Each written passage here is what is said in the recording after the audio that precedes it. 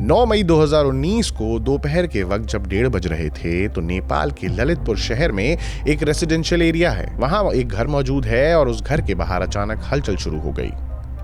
उस घर के बाहर एक पड़ोसी आया, फिर दूसरा आया, फिर तीसरा, और इसके बाद भीड़ लगने लगी। सबसे बड़ी बात यह कि कोई एक दूसरे को कुछ बता नहीं रहा था, लेकिन सब उस घर के बाहर जाकर खड़े हो जा रहे थे। एक घर के बाहर, वो भी चुपचाप। माहौल कुछ ऐसा जैसे वहां की हवा में कुछ ऐसा है जो सबको अपनी तरफ खींच रहा है। अब थोड़ी देर बाद पुलिस भी आ गई। पुलिस ऑफिसर्स उतरे और घर के अंदर गए, और वहां जो उन्होंने देखा वो देखकर उनके कदम थम गए।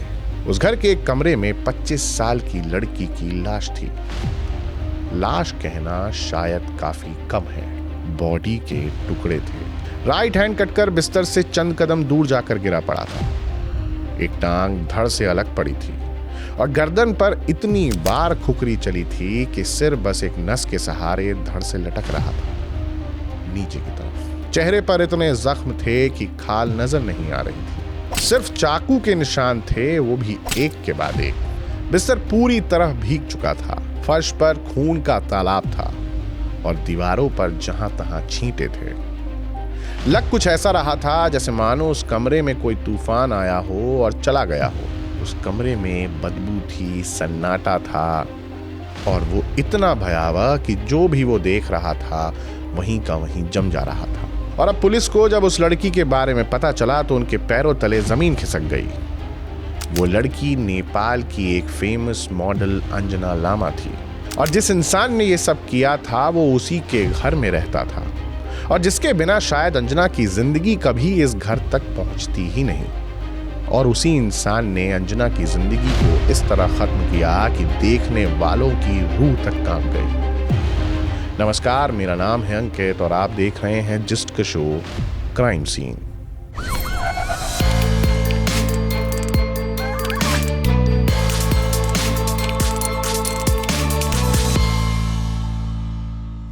छब्बीस अप्रैल 1995, नेपाल का हेटौडा शहर। एक साधारण सा घर, और वहां जन्म हुआ अंजना लामा का। 3 भाई बहनों में सबसे बड़ी। परिवार में ज्यादा पैसे नहीं थे, लेकिन जो भी था उसमें जिंदगी चल रही थी। हेटौडा एक छोटा सा शहर है जो काठमांडू से करीब 75 किलोमीटर दूर है, और वहां के ज्यादातर लोगों की दुनिया उस शहर की सीमाओं तक ही बंधी रहती है। लेकिन अंजना उस सांचे में फिट नहीं हो रही थी। बचपन से ही उसमें कुछ ऐसा था जो लोगों को ठहरने पर मजबूर कर देता था। चेहरे पर एक रौनक, आंखों में एक चमक, और उस चमक के पीछे एक ऐसी लड़की जो जानती थी कि उसको आगे जाना है, बस उसको वो रास्ता नहीं पता था। 11वीं क्लास में जब वो पढ़ाई कर रही थी तो एक कॉमन फ्रेंड के जरिए एक लड़के से उसकी मुलाकात हुई, प्रज्वल महत। प्रज्वल क्षेत्री जाति से था और नेपाल में क्षेत्री को अपर कास्ट माना जाता है।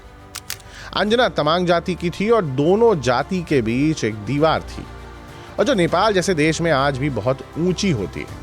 और ये बात दोनों को पता थी, लेकिन इसके बावजूद इन दोनों की दोस्ती हो गई। दोस्ती कुछ वक्त के साथ एक गहरे रिश्ते में बदल गई और अब दोनों साथ रहे। अब 2 साल बीत गए और जब लगा कि यही सही है तो दोनों ने सोचा कि अब शादी कर लेते हैं। लेकिन जब ये बात दोनों परिवारों को पता चली तो जो होना था वो हुआ। हंगामा। अंजना के माँ बाप ने साफ मना कर दिया और इधर प्रज्वल के घर वालों ने भी इनकार कर दिया। पहली बात, जाति अलग, शहर अलग, रीत रिवाज अलग, और दोनों तरफ से अब दरवाजे बंद हो गए। अंजना पर रिस्ट्रिक्शंस लगा दी गई कि कहीं भी नहीं जाओगी तुम। फोन पर नजर रखी जाने लगी और बिल्कुल ऐसे ट्रीट करा जाने लगा जैसे वो कोई गुनहगार हो और कोई कैदी हो। लेकिन इस पूरी लड़ाई में एक इंसान था जो सबसे अलग खड़ा था, प्रज्वल का बड़ा भाई उज्जवल महत।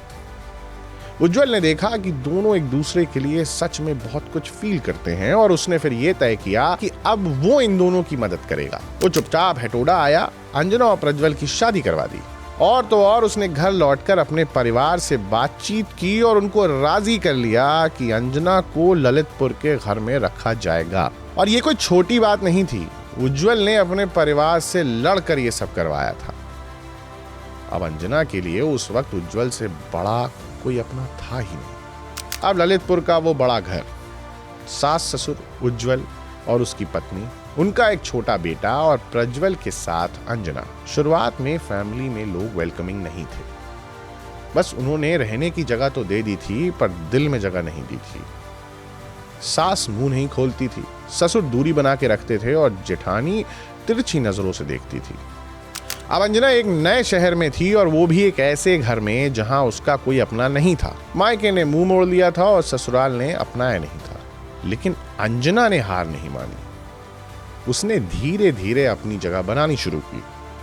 छोटे छोटे काम करना, सास के लिए चाय बनाना, ससुर की दवाइयों को याद रखना और घर के कामों में हाथ बटाना। वो कोशिश करती रही और धीरे धीरे चीजें बदलने लगी। सास का रवैया नरम हो गया, ससुर ने बातचीत करना शुरू कर दी और इधर अंजना ने एक और अच्छी चीज की, वो ये कि अपने छोटे भाई को हेटोडा से ललितपुर बुला लिया और उसे अपने ससुराल में ही रख लिया। इससे मायके और ससुराल के बीच एक कड़ी बन गई और अब दोनों परिवार की दूरियां भी कम होने लगी। अंजना ये सब खुद सोच कर करती थी और समझदार भी थी। इधर कुछ महीनों में प्रज्वल को अब अच्छी जॉब मिल गई। अब वो ऑफिस जाने लगा था और घर में बाकी लोग अपने कामों में लग जाते थे, लेकिन अंजना घर में अकेली रहती थी। घर में इनकम अच्छी थी, घर अच्छा था, लेकिन समय काटना मुश्किल था। और तब वो डिसाइड करती है कि शायद उसे अब कुछ अपना काम करना चाहिए और इसके लिए घर के पास एक छोटा सा उसने ब्यूटी सैलून खोला। खुद सीखा, खुद शुरू किया और जो भी लोग उसके खिलाफ थे वो ससुराल वाले भी अब उसको इस काम में सपोर्ट करने लगे। इस बीच उस दौरान नेपाल में टिकटॉक बहुत पॉपुलर था। अंजना ने अपने सैलून से टिकटॉक वीडियोस बनाना शुरू कर दिए और जिसमें मेकअप ट्यूटोरियल्स, डेली व्लॉग्स, ये सब कुछ शामिल था। दिखने में वो खूबसूरत थी और बात करने में बहुत मीठी। जो भी उसका वीडियो देखता रुक जाता।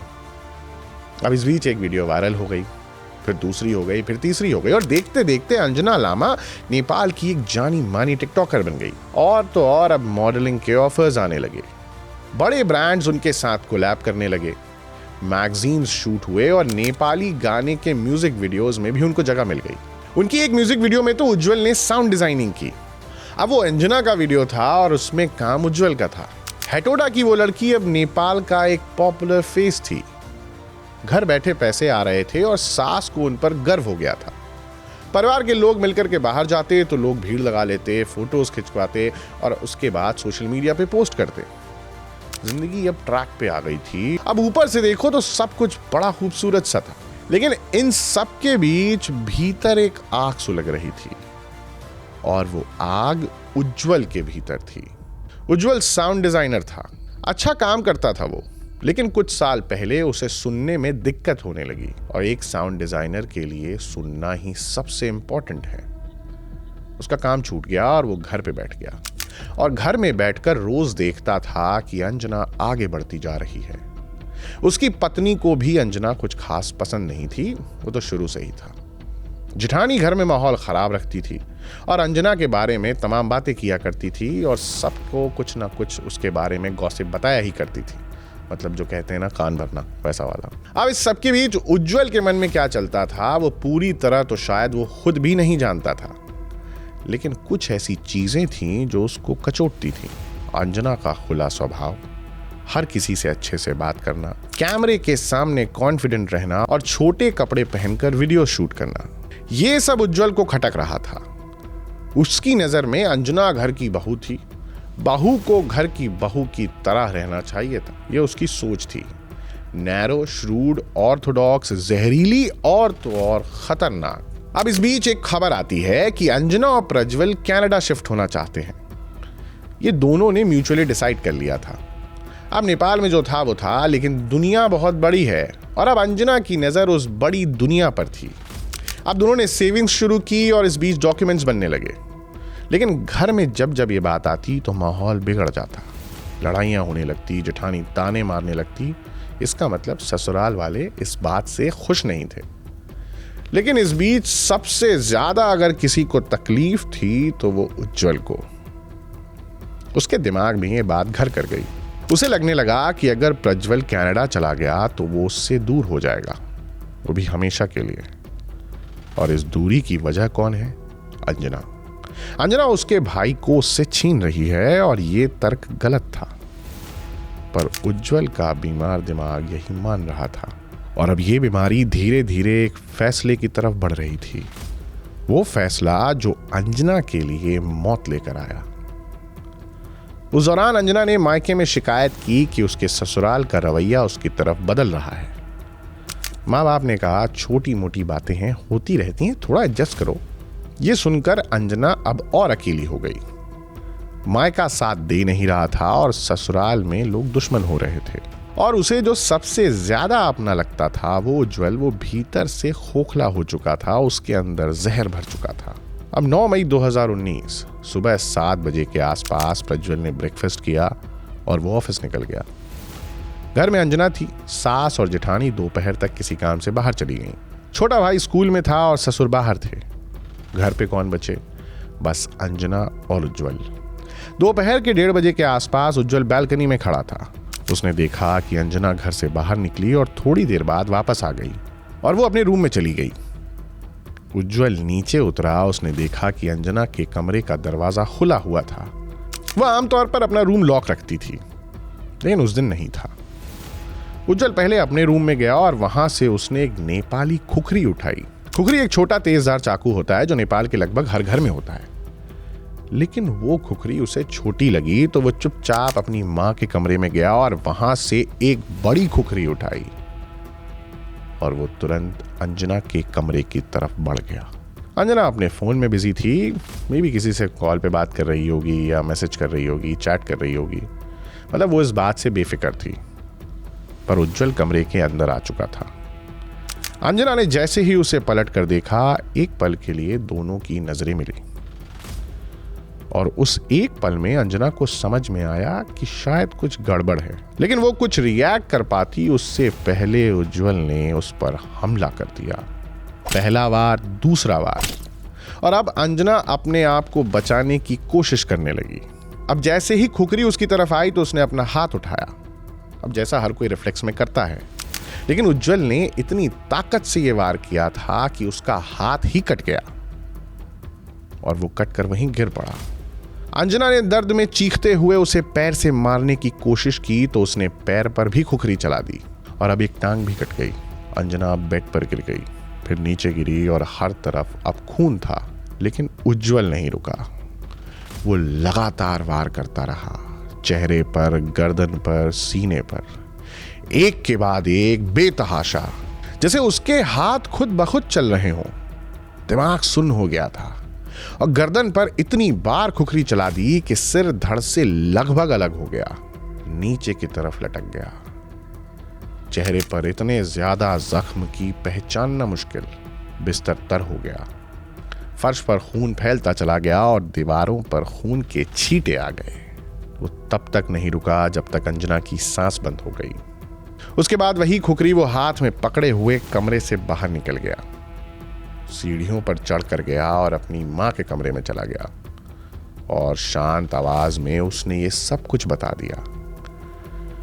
मां सुनती रही, फिर थरथराते हुए प्रज्वल को फोन किया। प्रज्वल ऑफिस में था और उसे बताया और पुलिस को भी खबर कर दी। उसी वक्त अंजना की सास ने उनकी मां को फोन किया, रोते हुए, घबराते हुए, और बस इतना कहा कि घर में कोई बड़ा एक्सीडेंट हो गया है, जल्दी से आ जाओ। क्या हुआ ये नहीं बताया। शायद बताने की हिम्मत भी नहीं थी और शायद खुद भी यकीन नहीं हो रहा था। अंजना के परिवार ने घबराकर प्रज्वल को फोन किया। वो फोन उठाता रहा, रोता रहा, कुछ बोल नहीं पाया। परिवार हेटौडा से ललितपुर के लिए निकल पड़ा। वैसे तो 2 घंटे का रास्ता है, लेकिन उस दिन ट्रैफिक था जिसकी वजह से 6 से 8 घंटे लग गए। उन 8 घंटों में परिवार को नहीं पता था कि उनके आगे क्या मिलने वाला है। वो बस यही सोच रहे थे कि बस उनकी बेटी ठीक हो। मे भी किसी से कोई झगड़ा हुआ होगा या कुछ हो गया होगा, सब ठीक हो जाएगा। उन्होंने ये नहीं सोचा था। लेकिन ललितपुर पहुंचकर जो उन्हें मिला वो किसी को नहीं पता था। घर के बाहर भीड़ थी, पड़ोसी खड़े थे, कोई कुछ बोल नहीं रहा था। और इधर दरवाजे के पास अंजना का छोटा भाई बैठा हुआ था, जिसने अंजना को खुद हेटौडा से बुलाया था। वो फूट फूट कर रो रहा था। पुलिस वाले आए और अंजना के पिता को अंदर चलने के लिए बोले। अब अंजना के पिता जैसे ही कमरे में दाखिल होते हैं और जो वो देखते हैं उसे देखकर उनके पैर जड़ हो गए। पूरा बदन पसीने से भीग गया। आंखें जहां गई वहां से हटाना मुश्किल। और जब हटाई तो जीना मुश्किल था। वो कांपते हुए बाहर निकले और पुलिस वालों के पास पहुंचे और कहा कि ससुराल वालों ने मेरी बेटी को मारा है, इन सबको अरेस्ट कर लो। पुलिस वाले ने शांत आवाज में कहा कि हत्यारा पहले ही हमारे गिरफ्त में है। उसने खुद कबूल कर लिया है और यह भी बताया कि परिवार का इससे कोई लेना देना नहीं है, वो सारे निर्दोष हैं, बस उसने ही मारा है। परिवार ने पूछा कि कौन है वो, तो जवाब आया उज्जवल, प्रज्वल का बड़ा भाई। ये नाम सुनकर अंजना के परिवार के पैरों तले जमीन खिसक गई, क्योंकि जब भी अंजना घर फोन करती थी तो एक नाम बड़े प्यार से लेती थी, उज्जवल भैया। वो कहती थी कि घर में जो भी अच्छा है वो उज्जवल की वजह से है। उसी ने उनकी शादी करवाई थी और उसी ने उस घर में जगह दी थी। वो सबसे ज्यादा ख्याल रखता था और उसी उज्जवल ने ये कर दिया था। और इसके बाद पुलिस की पूछताछ में उज्जवल ने सब कुछ बताया, एक एक कदम, और वो भी बिना किसी हिचकिचाहट के, जैसे उसे कोई पछतावा ही नहीं था, उसके मन में कोई गिल्ट नहीं था। उसने कहा कि अंजना का मॉडलिंग करना, छोटे कपड़े पहनना, हर किसी से खुलकर बात कर लेना, ये सब उसको पसंद नहीं था और उसकी पत्नी भी उसे पसंद नहीं करती थी। लेकिन असली बात जो उसने बताई वो थी कनाडा। उज्जवल को यह यकीन हो गया था कि अगर प्रज्वल कनाडा चला गया तो वो उससे हमेशा के लिए दूर हो जाएगा, और इस दूरी के लिए वो अंजना को जिम्मेदार मान रहा था। उसका भाई उससे दूर हो जाएगा, ये बात उसे बर्दाश्त नहीं हुई और उसने तय किया कि अंजना नहीं रहेगी। बस इतना सा था उसका तर्क, इतनी सी थी उसकी वजह। लेकिन एक 25 साल की लड़की की जिंदगी को यह कीमत चुकानी पड़ी उसके लिए।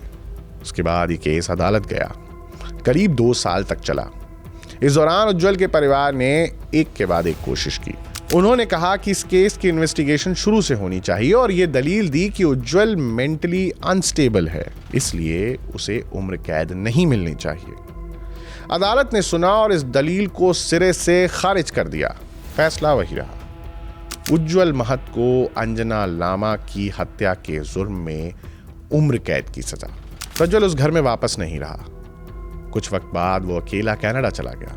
वो सफर जो ये दोनों मिलकर तय करने वाले थे वो उसने अकेले तय किया। परिवार से नाता तोड़ लिया और अंजना का छोटा भाई हेटोडा वापस चला गया। अब जो उस घर में बचा वो सिर्फ खालीपन था। अब अंजना लामा एक ऐसी लड़की थी जिसने बस इतना मांगा था कि अपने पसंद से शादी करने का हक, अपनी जिंदगी को अपने शर्तों पर जीने का हक। पहले तो उसे नेपाल की जाति व्यवस्था ने रोका, फैमिलीज ने रोका, ससुराल ने शुरू में नहीं अपनाया, लेकिन वो डटी रही। हर रुकावट को वो पार करती रही और उन्होंने खुद का काम बनाया। उस काम के बाद उससे पहचान बनाई और एक नाम बनाया, घर में जगह बनाई। और जब ऐसा सब लगने लगा था कि जिंदगी सही ट्रैक पर है तो कनाडा का रास्ता खुल रहा है, अब एक नई शुरुआत होने वाली थी, तभी वो इंसान आता है जिस पर उसे सबसे ज्यादा भरोसा होता है और वो सब कुछ खत्म कर देता है। मात्र 25 साल की उम्र, एक सैलून, एक कैमरा, एक सोशल मीडिया अकाउंट और एक बहुत बड़ा सपना, बस इतना था उसके पास। और ये सब किसी की जलन को, किसी के अहंकार को और किसी की नैरो माइंडेड सोच को बर्दाश्त नहीं हुआ। उज्जवल ने उसे इसलिए नहीं मारा क्योंकि अंजना ने कुछ गलत किया था, उसने इसलिए मारा क्योंकि वो एक औरत थी जो आगे बढ़ रही थी, जो अपने डिसीजंस खुद लेती थी और उसे प्रूव करती थी, जो किसी की परमिशन का वेट नहीं करती थी। अंजना लामा की कहानी नेपाल में आज भी याद की जाती है, एक ऐसी लड़की के तौर पर जो बहुत कुछ आगे कर सकती थी, जो आगे जाना चाहती थी, अपने सपने जीना चाहती थी, लेकिन जा नहीं पाई। उसे उसके किसी अपने ने हमेशा के लिए रोक दिया। क्राइम सीन के आज के एपिसोड में फिलहाल इतना ही। आपको यह एपिसोड कैसा लगा हमें कमेंट्स करके ज़रूर बताएं। आपके लिए स्टोरी लिखी है हमारे साथी दीपेंद्र गांधी ने, कैमरे के पीछे हैं अहमद अब्बास, साउंड पर हैं संदीप पांडे जी और मेरा नाम है अंकित। आप देख रहे हैं जस्ट।